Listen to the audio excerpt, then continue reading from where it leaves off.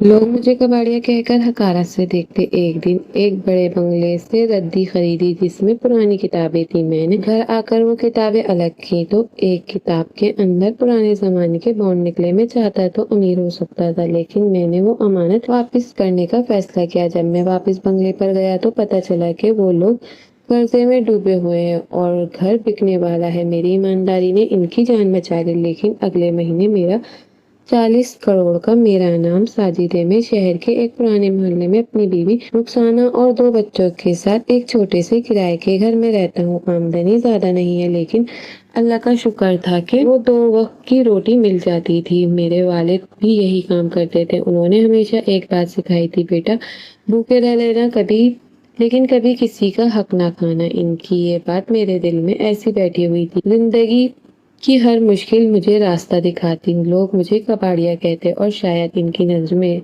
मेरी हैसियत इतनी ही हैसियत थी। मैं सुबह सवेरे अपनी पुरानी सी रेहड़ी लेकर गली गली घूमता और आवाजें लगाता। रत्ती पुराना सामान कबाड़ बेच दो। अक्सर लोग मुझे देखकर मुंह बना लेते। कुछ तो लोग गुस्से से बाहर निकल आते और कहते सुबह सुबह इनकी नींद खराब कर दी, जबकि मैं तो अपनी रोटी की तलाश में निकलता। ऐसी बहुत सी बातें सुनने को मिलती। कुछ ऐसे अंदाज में बात करते जैसे मैं इंसान नहीं कोई बोझ हूँ। बच्चे मेरा मजाक उड़ाते और बाज दफा बड़े भी इनके साथ हंसने लगते। शुरू शुरू में ये सब बहुत बुरा लगा, लेकिन फिर मैंने खुद को समझाया कि कोई काम छोटा या बड़ा नहीं होता। मेहनत मजदूरी करता हूँ, किसी से भीख तो नहीं मांगता। एक दिन हस्बे मामूल अपनी रेहड़ी लेकर एक पोश इलाके में पहुंच गया। वहाँ बड़े बड़े बंगले थे जिनके बाहर महंगी गाड़ियां खड़ी थी। ऐसे लोगों में कभी अच्छी रद्दी मिल जाती थी, इसलिए उधर उधर का चक्कर लगा लेता। एक बड़े सफेद बंगले के बाहर एक मुलाजिम खड़ा था। मैंने आवाज लगाई तो उसने मुझे अंदर बुलाया। सहन बहुत बड़ा था और घर किसी महल से कम नहीं लग रहा था। मुलाजिम मुझे एक स्टोर रूम तक ले गया जहाँ पुरानी किताबें, अखबार, रिसाले और कई किस्म का रद्दी का सामान पड़ा था। इसने कहा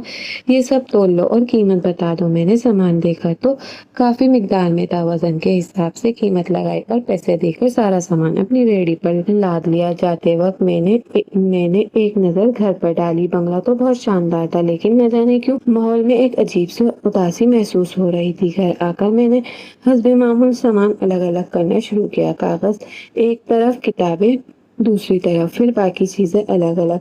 पुरानी किताबों में कुछ ऐसी किताबें भी थी जो बहुत पुरानी और कीमती लग रही थी। मुझे पढ़ने का शौक था, इसलिए अच्छी किताबें रख लेता था। इसी दौरान एक मोटी सी किताब मेरे हाथ में आई। इसके सफ़ा जर्द हो चुके थे। मैंने इसे खोला तो अंदर से चंद कागजात जमीन पर गिरे। पहले तो मैं समझा शायद पुराने खतूत होंगे, लेकिन जब इन्हें उठाकर गौर से देखा तो हैरान रह गया। वो आम कागज नहीं बल्कि पुराने जमाने के बॉन्ड थे। मुझे इनके बारे में ज्यादा इल्म नहीं था, लेकिन इनमें बड़ी रकमें लिखी हुई थी। मैंने इन्हें लेकर अपने एक जानने वाले के पास गया जो बैंक में काम करता था। इसने बॉन्ड देखे तो इसकी आंखें हैरत से फैल गई। इसने कई बार इन्हें अलट पलट कर देखा और बोला, साजिद तुम्हें अंदाजा भी है ये कितनी बड़ी चीज है। मैंने नफी में सर हिलाया तो उसने बताया कि अगर ये असली है तो इनकी मालियत करोड़ों हो सकती है। मेरे कदमों तले जमीन निकल गई। करोड़ों रुपए ये अल्फाज मेरे लिए किसी ख्वाब से कम नहीं थे। मैंने सारी रात जागता रहा। एक तरफ गुर्बत थी, बच्चों की फीस थी, किराए के घर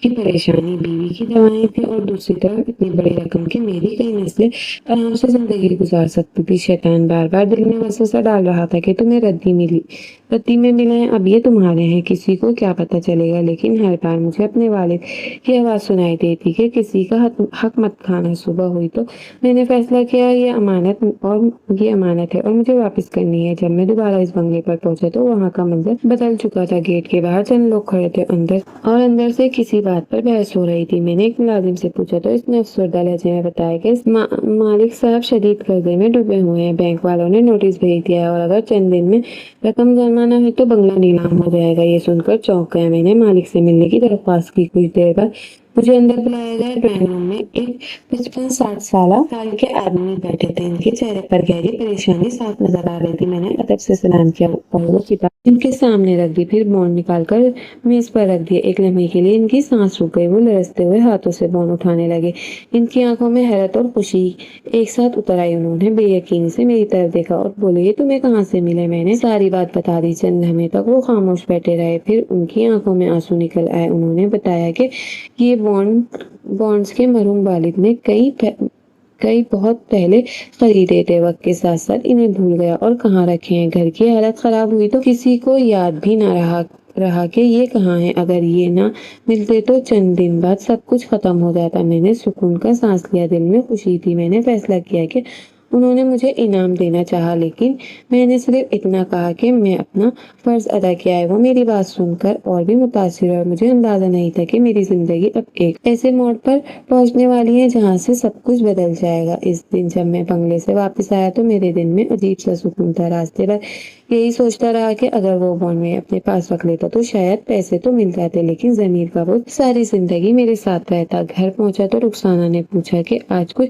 परेशान लग रहे हो। मैंने सारी बात बता दी। वो कुछ देर खामोश रही और फिर बोली, अल्लाह गवाह है साजिद, अगर तुम वो कागज अपने पास रख लेते तो शायद हमारे हालात भी बदल जाते, लेकिन मेरे दिल में तुम्हारी इज्जत कम हो जाती। इस बात सुनकर मेरे दिल का बोझ हल्का हो गया।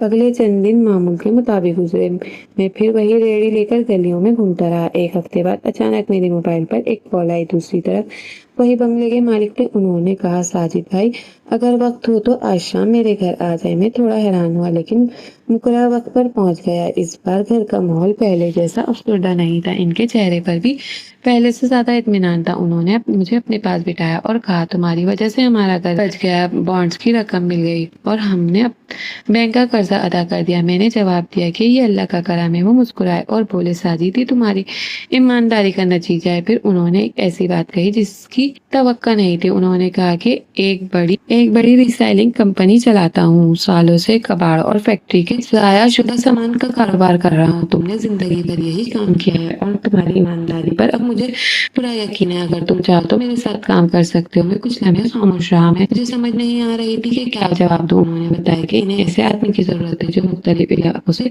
सामान खरीदने और गोदामों की निगरानी का काम संभाले। तनख्वाह मेरी मौजूदा आमदनी से कई गुना ज्यादा थी। मैंने फौरन हाँ नहीं की। घर जाकर रुखसाना से मशवरा किया। उसने कहा, अल्लाह ने पहली बार कोई अच्छा दरवाजा खोला है। डरने के बजाय कदम आगे बढ़ाओ। अगले दिन मैंने नौकरी कबूल की। शुरू में मुझे बहुत मुश्किल पेश आई। मैंने जिंदगी में कई दफ्तर बैठकर काम नहीं किया था। मुझे हिसाब किताब की ज्यादा समझ नहीं थी, लेकिन मैं सीखने के लिए तैयार था। कंपनी के मालिक, जिनका नाम नमान साहब था, वो खुद मुझे बहुत सी चीजें सिखाते थे। आहिस्ता आहिस्ता मैंने ये रिकॉर्ड संभालना सीख लिया। मुख्तलिफ फैक्ट्रियों से मुआहदे करना सीख लिया। अब सबसे बढ़कर मैंने ये समझ लिया कि छोटा और बड़ा कारोबार असल एतमाद पर चलता है। 6 माह गुजरे तो कंपनी के कई मुलाजिम मुझसे हसद करने लगे। इन्हें लगता था कि एक मामूली कबाड़िया इनके बराबर कैसे आ गया। एक दिन एक मुलाजिम ने मुझ पर इल्जाम लगा दिया कि मैं सामान खरीदते वक्त कमीशन लेता हूँ। जब ये नमान साहब को तक पहुंची तो उन्होंने मुझे बुलाया। मैं जानता था कि मैं बेकसूर हूँ, इसलिए घबराया नहीं। तहकीकात हुई तो हकीकत सामने आ गई। इल्जाम लगाने वाला शख्स खुद कई सालों से कंपनी को नुकसान पहुंचा रहा था। इसे नौकरी से निकाल दिया गया। इस दिन नुमान साहब ने सबके सामने कहा, साजिद की सबसे बड़ी ताकत इसकी ईमानदारी है। अगर ये शख्स गलत होता तो मैं अपनी जान से ज्यादा इस पर भरोसा न करता। ये अल्फाज सुनकर मेरी आंखें नम हो गईं। मुझे अपने वालिद याद आ गए। अगर वो जिंदा होते तो शायद आज बहुत खुश होते। वक्त गुजरता गया। मेरी तनख्वाह बढ़ती रही। बच्चों को अच्छे स्कूल में दाखिल करा दिया गया। किराए के घर से निकलकर एक बेहतरीन मकान में मुंतकिल हो गए। जिंदगी में पहली बार मुझे लगा कि मुसलसल मेहनत का फल मिल रहा है। एक दिन नुमान साहब ने मुझे अपने दफ्तर में बुलाया और कुछ देर खामोश बैठे रहे। फिर बोले, साजिद, मैं उम्र के इस हिस्से में पहुंच चुका हूँ जहाँ इंसान का कारोबार से ज्यादा सुकून के बारे में सोचता है। मेरे दोनों बेटों ने बैरून मुल्क में रहते हैं और कारोबार संभालने में दिलचस्पी नहीं रखते। मैं चाहता हूँ कि तुम मेरे साथ पार्टनर बन जाओ। मैं हैरत से इन्हें देखने लगा। पार्टनर बनने के लिए सरमाया चाहिए था। वो मेरे पास इतने पैसे नहीं थे। उन्होंने मेरी उलझन समझ ली। बोले, तुम अपनी मेहनत से इनकी कीमत अदा करते रहना। मैंने कभी ख्वाब में भी नहीं सोचा था कि एक रेडी चलाने वाला आदमी किसी बड़ी कंपनी का हिस्सेदार बन सकता है। अगले 2 साल मेरी जिंदगी के सबसे मसरूफ साल थे। मैं सुबह सबसे पहले दफ्तर पहुंचता और रात को सबसे आखिर में निकलता। नए गोदाम बनाए गए। दूसरे शहरों में भी काम शुरू हुआ। मैंने अपनी पुरानी जिंदगी कभी नहीं भुलाई। जब भी मैं किसी कबाड़ जमा करने वाले मजदूर को देखता तो इसके साथ इज्जत से पेश आता। शायद इसी वजह से कंपनी के निचले दर्जे के मुलाजिम मुझसे दिल से जुड़े हुए थे। कुछ माह बाद कंपनी ने एक बड़ा सरकारी मुआहदा हासिल किया। इस मुआहदे से कारोबार कई गुना बढ़ गया। जब साल के आखिर में हिसाब हुआ तो मैं हैरान रह गया। मेरे हिस्से की मालियत अब करोड़ों में पहुंच चुकी थी। वही लोग जो मुझे हकारत से देखते थे अब इज्जत से सलाम करते थे, लेकिन मेरे दिल में एक खौफ भी था। मैं नहीं चाहता था कि दौलत मुझे बदल दे। एक दिन नौमान साहब ने मुझे एक फाइल दी और कहा इसे घर जाकर आराम से पढ़ना। रात को मैंने फाइल खोली तो हैरान रह गया। इसमें कंपनी की मिल्कियत और इससे मुतालिक दस्तावेज़ात थी। नौमान साहब ने बड़ी हिस्सेदारी में मेरा नाम मुंतकिल करने का फैसला किया। फाइल के आखिर में एक रकम दर्ज था। अगर तमाम असासे कारोबारी हिस्से में शामिल किए जाएं तो मेरी मजमूई मालिकियत तकरीबन 40 करोड़ रुपए बनती थी। मैं हैरान रह गया, कहाँ से मैं एक मामूली सा कबाड़िया था और 40 करोड़ की प्रॉपर्टी का हिस्सेदार बन गया। मैं देर तक खामोश रहा और बैठा इन कागजात को देखता रहा। अल्लाह ताला की अजमत पर हैरान था। बेशक वो जिसे चाहे फर्श से उठाकर अर्श पर ला सकता है। मैंने शुक्राने के निफिल पढ़े, अल्लाह का ढेरों ढेर शुक्र अदा किया। मेरी ईमानदारी का इतना बड़ा सिला मिला कभी सोचा भी नहीं था।